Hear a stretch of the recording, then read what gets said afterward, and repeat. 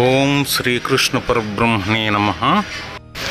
ఓం శుక్లాంబరధరం విష్ణుం శశివర్ణం చతుర్భుజం ప్రసన్నవదనం ధ్యాయే సర్వవిఘ్నోపశాంతయే. ఓం అగజానన పద్మార్కం గజాననమహర్నిశం అనేకదంతం భక్తానాం ఏకదంతముపాస్మహే. భాగవతం చతుర్థ స్కందం. సనకాది మునులు ఋతు చక్రవర్తి వద్దకు వచ్చుట. గువినెవ్వని ఎడవిప్రులు భవుండును విష్ణుండు దదీయ భక్తులును ప్రసన్నవదనులగుదురు వానికి భువి దివిని అసాధ్య కర్మములు లేవరయన్. మరియు ఈ లోకములో బ్రాహ్మణులు శివుడు విష్ణుదేవుడు ఆయన భక్తులు ఎవరి పట్ల ప్రసన్నమవుతారో వారికి ఈ లోకములో స్వర్గములో సాధ్యము కాని పనులంటూ ఉండవు అని, మరియు అనగాత్ములారా లోకంబుల వీక్షించుచు పర్యటనంబు చేయు మిమ్ము సర్వదర్శనుడైన ఆత్మను గనుగొనం జాలని సర్వ దృశ్యంబు చందంబున ఈ లోకంబు కనుగొన జాలకుండు అట్టి మహాత్ములైన మీ దర్శనంబునం చేసి ఏను ధన్యుండనైతి.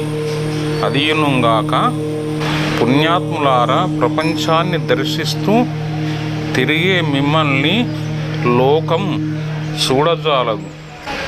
సమస్త లోకాన్ని చూడగలిగిన ఆత్మను దృశ్యం చూడలేనట్లే వారు చూడలేకపోతున్నారు. మహాత్ములైన మిమ్మల్ని దర్శించడంతో నేను ధన్యుడనయ్యాను. అదీగాక హరయదరిత్రి యవ్వని గృహంబు మహారహజనోపయోగ్య విస్ఫురిత తృణాంబు భృత్య గృహ భూముల సారెందనర్సు అట్టి మందిరపతి పేదయైన జగతింగడు ధన్యుండటన్రు గాన సుస్థిరమతి మీరు వచ్చుట అశేష శుభంబుల నేను పొందెదన్.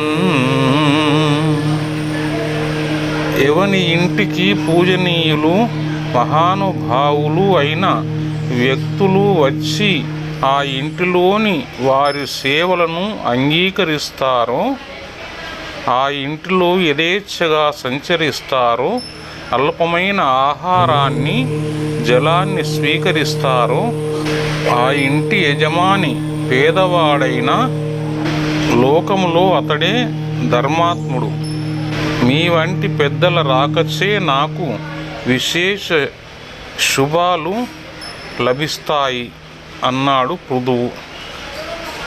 అదియునుగాక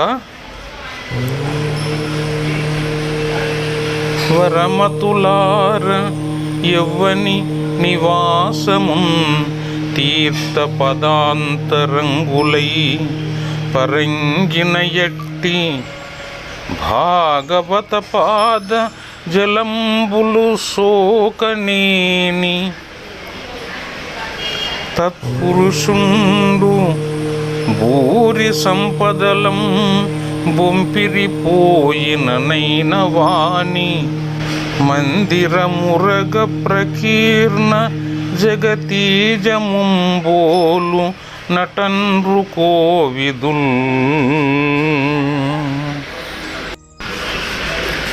ఓ శ్రేష్టమైన దిశన గలవారలారా, ఎవని ఇల్లు విష్ణువును మనస్సులో గలవారై విచ్చేసిన భాగవతుల పాదజలాలతో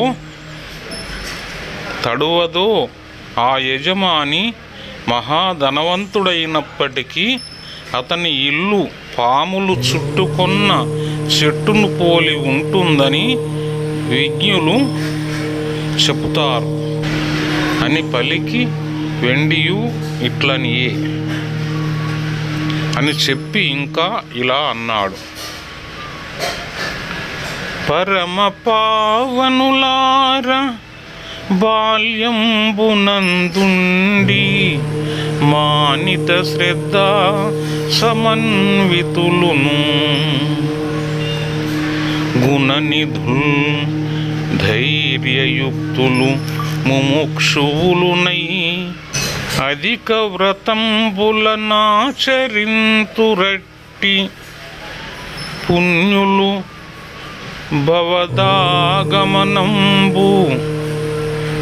స్వాగతమయ్య సత్కృపా కలితులార అని వారితవ్యసనార్ణవంబైనట్టి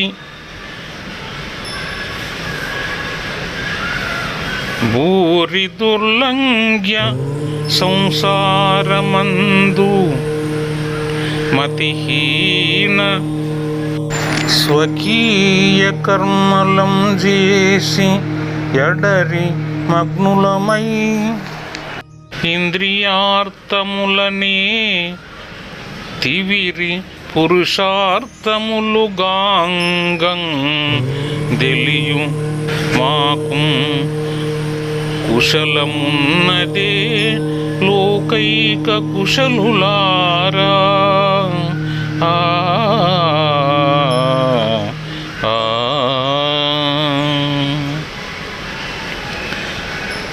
అతి పవిత్రులైన మునులారా, లోకైక కుశలులారా, మీరు బాల్యం నుండి మోక్షాన్ని కాంక్షించి ఆదరం, శ్రద్ధ మొదలైన సద్గుణాలు గలవారు. ధైర్యం, మోక్షబుద్ధి మీకు అతి సహజాలు. మీ రాకకు స్వాగతం. నిరంతరం వారింపరాని సంసార సాగరములో మునిగి మేము చేసిన పనులలో మునిగి తేలి ఇంద్రియాల వాంఛలే పురుషార్థాలని భావించే మాకు కుశలం కలదా? సంసార లంపటులైన వారు విషయ సుఖ వాంఛ భోగులవుతారు. ముముక్షువుల దర్శనం, సజ్జన సాంగత్యం వారిని ఆ దారి నుండి మళ్ళిస్తుంది. ఇక్కడ సనకసనందనుల ఆగమనం ఋతువునకు శుభసూచకం. మీరలాత్మారాములగటం చేసి మీయందు కుశలాకుశల రూపంబులైన మతి వృత్తులు సంభవింపవు. కావునం కుశల ప్రశ్నంబుప పన్నంబుగాదు. కాన నేను కృత విశ్వాసుండనై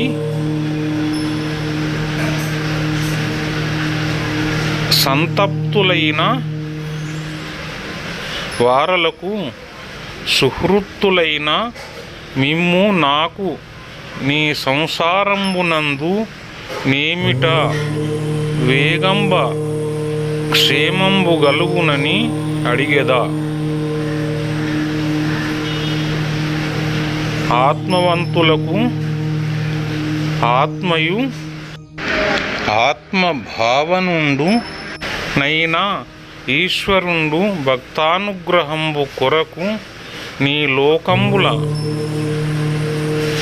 మీ వంటి సిద్ధరూపంబైన వర్తించుచుండునని పలికిన అతని గంభీరార్థ గౌరవంబులను శుభకరంబులును న్యాయ సహితంబులును మితాక్షరంబులును శ్రోత్ర ప్రియంబులును అయిన వచనంబులు విని సంప్రీత చేతస్కుండును మందస్మితుండునై సనత్కుమారుండిట్లనియే.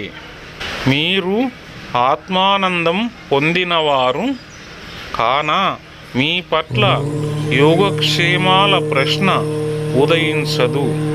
నేను మిక్కిలి నమ్మకంతో బాధ తప్తులకు స్నేహితులైన మిమ్ము సంసారములో నాకు త్వరగా ఏ విధంగా క్షేమం కలుగుతుందని అడుగుతున్నాను.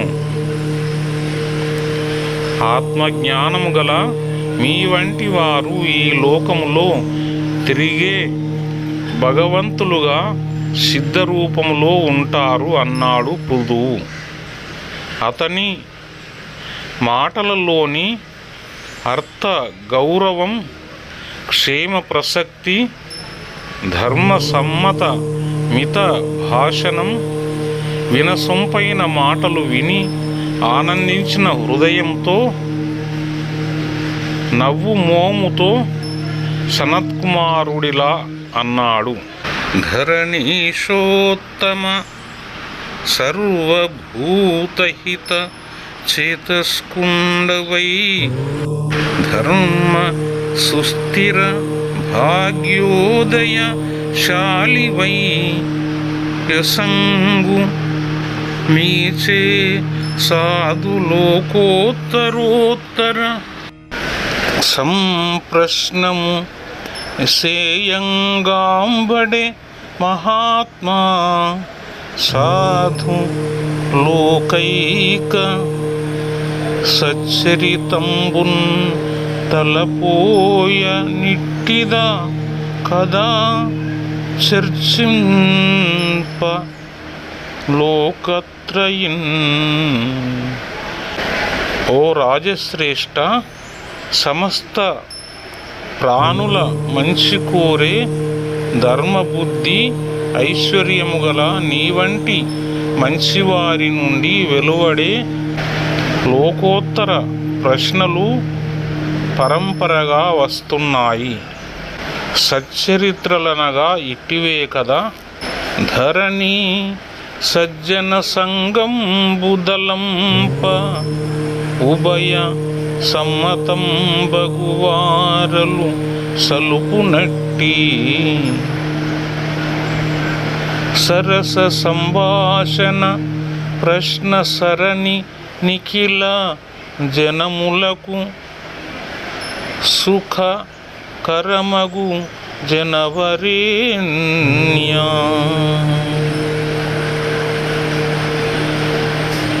ఓ రాజా, భూమిపై సత్పురుషులతో చెలిమి ఇరువురికి సమ్మతమవుతుంది. వారు చేసే సరసమైన ప్రశ్నల ధోరణి సమస్త లోకాలకు సుఖదాయకమవుతుంది అని అభినందించి మోక్ష సాధనోపదేశ కాముండైన పృథు చక్రవర్తికి వెండియు ఇట్లనియే అని ప్రశంసించి మోక్ష సాధనోపాయాన్ని తెలుసుకోగోరిన పృథు చక్రవర్తితో ఇలా అన్నాడు. ధరణీశ మధు నిషూదనుండైన ఎట్టి నారాయణు లలిత పాదారవింద వరగుణ ధ్యాన దీపరిన తత్వంబున సకలాత్మ మల విమోచనములైన రతియును నిత్య వైరాగ్యంబు మొదలుగా లోకోత్తరుండవైన నీ కుంగలవు. సమ్యగ్ విచార శాస్త్రములందు జనులకు సేమంబునకును నిశ్చయములైన ఆత్మకన్యంబులగు వానియందు వీతరాగతం దలంప నిర్గుణ బ్రహ్మమైన ఆత్మయందుల రతియును ననంగ నివియ హేతువులు బుద్ధింజింతింప నిధచరిత. ఓ రాజా, విష్ణుని పాదపద్మాలపై ధ్యానం చేత దోషాలను తొలగించుకొనే వైరాగ్య బుద్ధి లోకోత్తరుడవైన నీలో కనిపిస్తోంది. నీవు నిజంగా మహనీయుడవు. చక్కని ఆత్మవిమర్శ, శాస్త్ర చర్చ జనులకు క్షేమకరం. ఆత్మజ్ఞానానికి వ్యతిరేకమైన వస్తువుల పట్ల అనురాగం పనికిరాదు. ఆత్మయందు ఆసక్తి ఉండాలి. జనక్షేమానికి అవే కారణాలు. కావున శ్రద్ధయు భగవద్ధర్మ చర్యయు తద్విశేష జిజ్ఞాసయు ఆధ్యాత్మిక యోగనిష్టయు యోగేశ్వరోప్రాప్తియు పుణ్యోపాశ్రయుండును పుణ్యశ్రవణుండును నైన నారాయణ కథాలాపంబులు నర్తేంద్రియారాములైన వారల తోడి సంగతి యందు విరక్తియు వారల కవిమతంబులైన అర్థకామంబులందు ననాకాంక్షయు సర్వేశ్వరుని గుణ కీర్తనామృత పానంబు దక్క ఇతర పదార్థములందు వైరాగ్యంబు నుండి ఆత్మారామత కలిగి విజన స్థలములందుల రుచి గలుగుటయు అహింసయు శమాది ప్రధాన వృత్తియు ఆత్మహితాను సంధానంబును భగవత్కథాను స్మరణంబును నకామ్యంబులైన యమనియమంబులును నిరత భక్తి మార్గాగర్హణంబును యోగక్షేమార్థ క్రియారాహిత్యంబును శీతోష్ణాది ద్వంద్వ సహిష్ణుతయు భాగవత కర్ణాలంకార భూతలంబులగు భగవద్గుణాభిధానంబులు నను వీని చేత విజృంభమానంబైన భక్తి యోగంబునం చేసి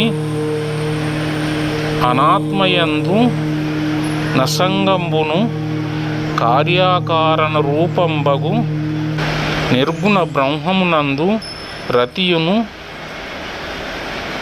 ఎప్పుడు కలుగు నప్పుడ సదాచార్యానుగ్రహ వంతుండైన పురుషుండు బ్రహ్మనిష్ఠులతోడం చెలిమి చేయుచు ఈశనత్రయంబు వర్జించి ప్రకృతింజేరక జ్ఞాన వైరాగ్య వేగంబునం చేసి నీవు చేయవలసిన పనియందు ఆసక్తి భగవద్ధర్మాచరణ విశేషాలు తెలుసుకోవాలనే కోరిక ఆత్మయోగ స్థితిని చెందే ప్రయత్నములో దీక్ష యోగులను ఉపాసించుట పుణ్యకర్మల ఆచరించడం ప్రధానం. వారి అందలి దైవాన్ని గూర్చి వింటున్నానని తెలుసుకోవాలి. అట్టి నారాయణుని గాథల్ని నోరార కీర్తించాలి. ధనముతోనూ ఇంద్రియాలతోనూ చెలగాటమాడే వారితో స్నేహం విసర్జించాలి. భగవంతుని గుణాలను కీర్తించడం అమృతపానం వంటిది. దానిని అభ్యసించి ఇతర పదార్థాలపై వైరాగ్యం అభ్యసించాలి. అంతర్యామిపై మనస్సు నిలపాలి. ఏకాంత ప్రదేశాలపై అభిలాషపడాలి. అహింస, శమదమాది గుణాలు ప్రధానంగా పాటించి జీవించాలి. తనకేది మేలో తెలిసినప్పుడు దానిని అవలంబించాలి. భగవంతుని కథలను మరలా స్మరించుకోవాలి. యమ నియమాలు అభ్యసించాలి. యోగక్షేమపరమైన అనవసర కార్యాలను మానుకోవాలి. చల్లదనం, వేడి మొదలైన ద్వంద్వాలు సహించే స్వభావం అలవరుచుకోవాలి. భక్తులతో వారి చెవికింపైన భగవద్గుణాల ప్రసక్తి తేవాలి. తద్వారా భక్తి యోగాలు దాని వలన ఆత్మ కాని వస్తువుల పట్ల సంగం తొలగుతుంది. కార్యాకారణ రూపంలో ఉన్నది